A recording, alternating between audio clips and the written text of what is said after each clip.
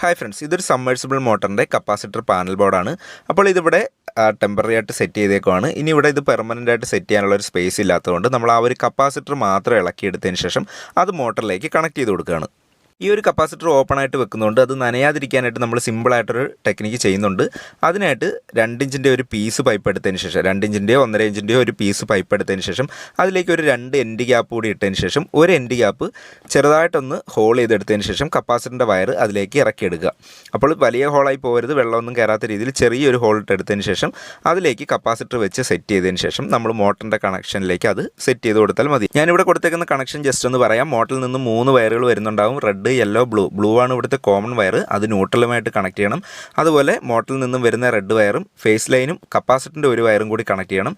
അതുപോലെ മോട്ടറിൽ നിന്നും വരുന്ന യെല്ലോ വയറും കപ്പാസിറ്ററിൻ്റെ ഒരു വയറും കൂടി കണക്ട് ചെയ്യണം. ഇത്രയേ ഉള്ളൂ ഇതിൻ്റെ കണക്ഷൻ. അപ്പോൾ ഫ്രണ്ട്സ്, അത്യാവശ്യ ഘട്ടങ്ങളിൽ കപ്പാസിറ്റർ പാനൽ ബോർഡ് വെക്കാൻ പറ്റാത്ത സ്ഥലങ്ങളിൽ ഈ രീതിയിൽ ചെയ്യാം.